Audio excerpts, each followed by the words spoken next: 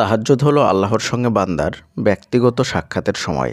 এমন একটি সময় যেই সময়ে একজন বান্দা আল্লাহর সঙ্গে একান্ত ব্যক্তিগত সাক্ষাৎ করতে পারে। আপনার যে কোনো জিনিসের প্রয়োজন, দুনিয়াবী ক্ষেত্রে ব্যাপকভাবে আপনি সফল হতে চাচ্ছেন, অথবা কোনো একটা জিনিসের বিশেষ প্রয়োজন, অথবা আপনি আল্লাহ তাআলার খুব কাছের বান্দা হতে চাচ্ছেন। রাত্রের শেষ তৃতীয়াংশ বাকি থাকতে সুন্দরভাবে ঘুম থেকে জেগে উঠে সুন্দর পোশাক পরে সুন্দরভাবে অজু করে পারলে একটু শরীরে সুগন্ধি লাগিয়ে নেবেন।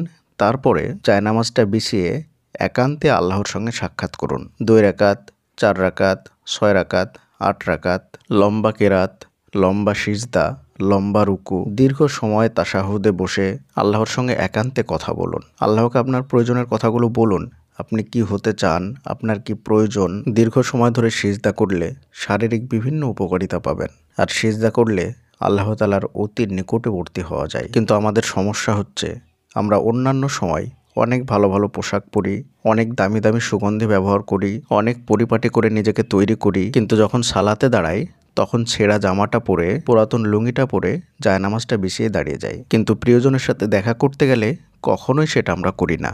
আর বিশেষ করে যখন আমরা তাহাজ্জুদের সালাতে দাঁড়াই, তখন আমাদের পোশাকের কোনো হিসাবই থাকে না। না মাথার চুল ঠিক থাকে, না পোশাক ঠিক থাকে, না অজুটা ঠিকঠাক মতো করি। কোনো রকমের দ্রুত অজু করেই দাঁড়িয়ে যাই। মনে রাখবেন, আপনার অজু যত সুন্দর হবে, সালাতে তত বেশি মনোযোগ আসবে। সালাতে মনোযোগের জন্যে অজু, পোশাক সবকিছু কিন্তু গুরুত্বপূর্ণ। তাই আপনার অজু যত সুন্দর হবে, পোশাক যত সুন্দর হবে, মাথার চুলগুলো যত সুন্দর থাকবে, আপনি যত সুন্দরভাবে মিসওয়াক করবেন, সবকিছু কিন্তু নামাজে মনোযোগী হওয়ার ক্ষেত্রে সাহায্য করবে। আজকে থেকেই আল্লাহর সঙ্গে একান্ত ব্যক্তিগত সাক্ষাৎ করুন তাহাজ্জুদের মাধ্যমে।